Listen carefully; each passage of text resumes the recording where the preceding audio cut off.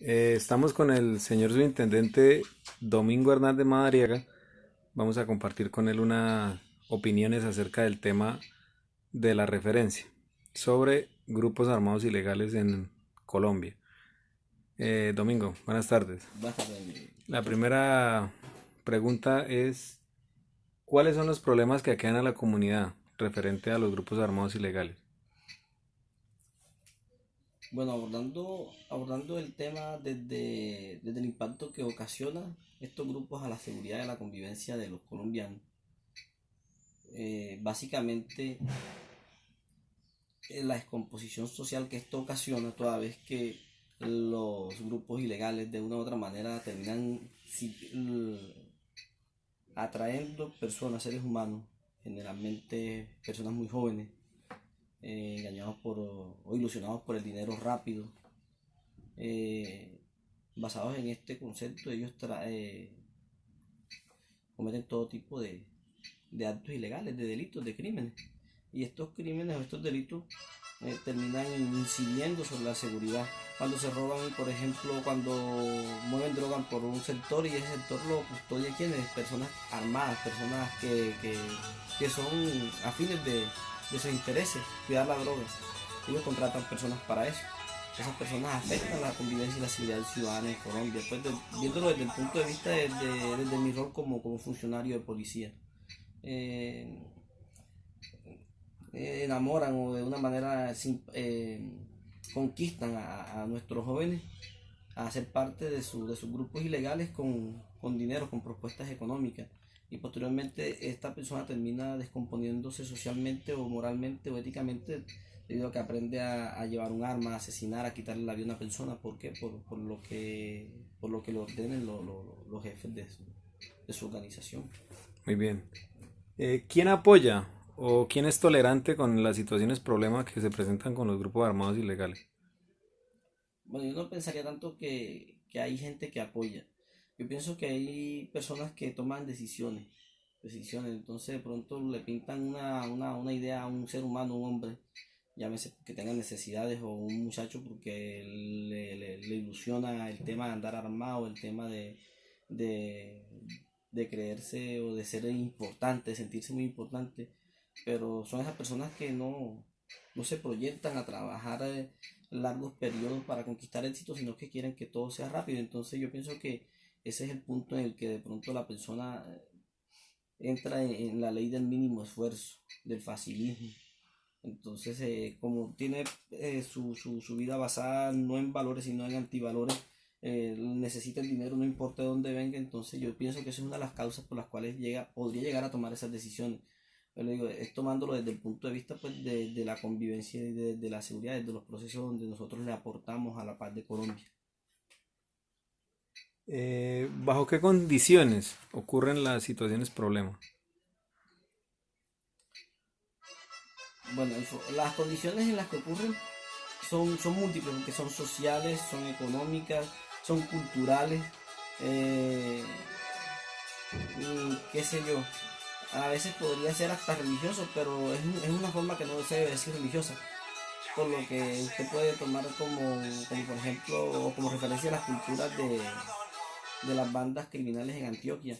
Suelen llevar a santiguar el arma, la pistola con la que asesinan, cosas como esas. Pero eso es parte de la cultura, de la idiosincrasia, de la creencia de esas personas.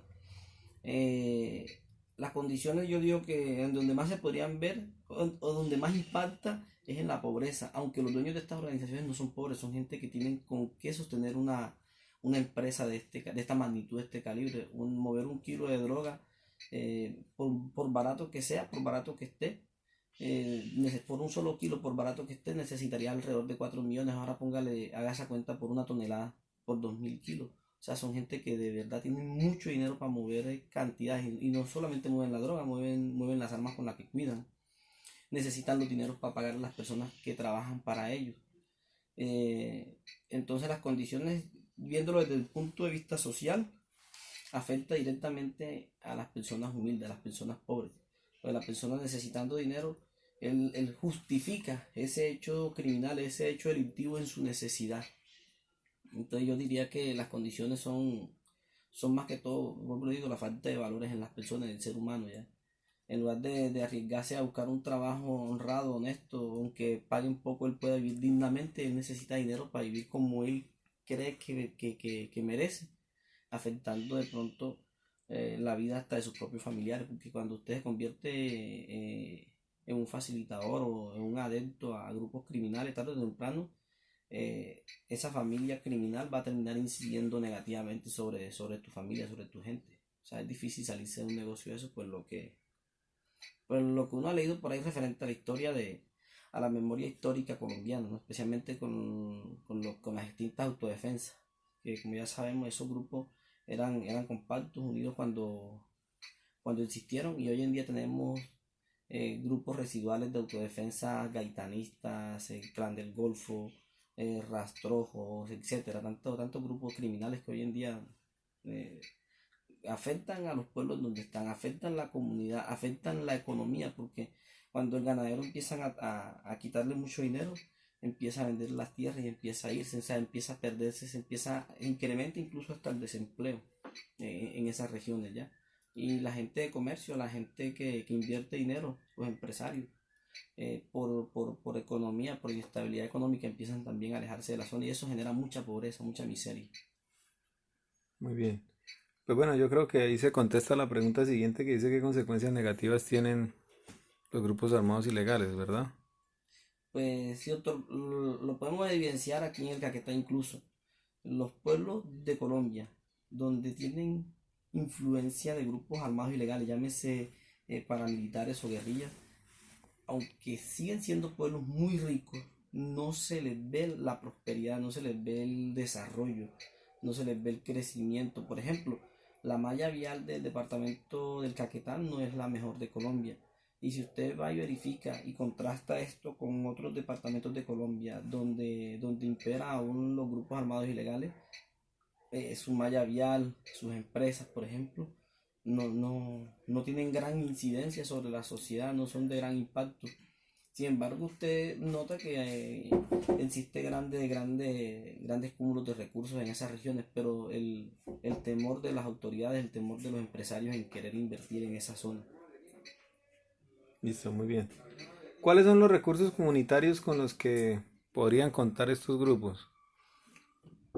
Bueno, los recursos comunitarios, yo pensaría que sí pueden tener adeptos, sí pueden tener seguidores dentro de las regiones de donde ellos han tenido influencia toda la vida. ¿Por qué? Porque si el niño crece toda la vida viendo a estas personas, empieza a aceptarlos como normal, como natural, como que incluso le llega a dar hasta el estatus de autoridad.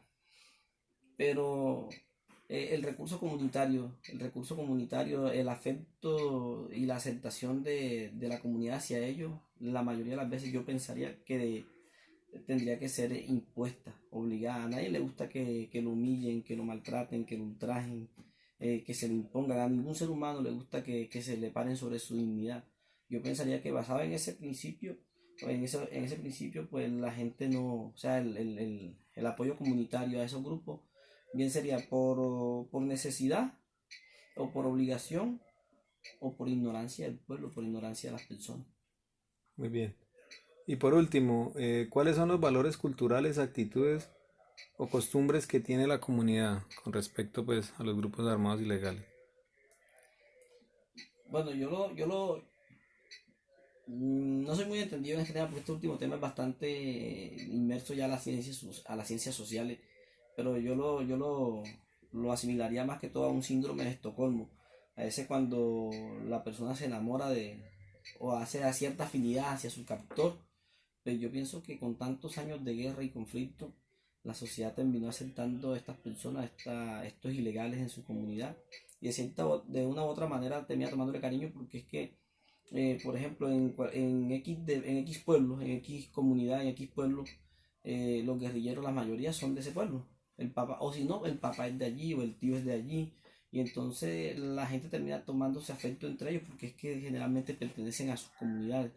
Yo pienso que esa sería una de las causas, aunque el tema de cultura y de costumbre no creo que vayan mucho de la mano con el nivel de aceptación de esta persona, porque la costumbre sí, porque ellos se acostumbraron, ellos sí o sí les tocó, pero el tema de la cultura no es cultural que uno haga apología al delito, que uno haga apología al crimen, que uno apoye lo que está mal, ¿sí me entiendes? Eso es contra toda norma o contra toda regla de sana convivencia y de orden social justo en cualquier lugar del mundo. El tema de las actitudes tiene que ver nuevamente con los valores y con la necesidad de las personas. ¿Por qué? Porque la actitud que puede tomar una persona frente a estos grupos ilegales organizados puede ser, bueno, yo necesito dinero, no tengo empleo, esta gente me está ofreciendo cierto salario por yo prestar mi finca o por ir a trabajar allá. Entonces digo que lo ven más como una fuente de empleo. Yo pienso que la actitud de fuente de empleo, si tuvieran una fuente de empleo diferente, una opción, una oportunidad distinta, tal vez estas personas no acudirían a esa forma de ganar dinero. Bueno, Domingo, muchas gracias, muy amable No, gracias a por usted, su Samuel. opinión.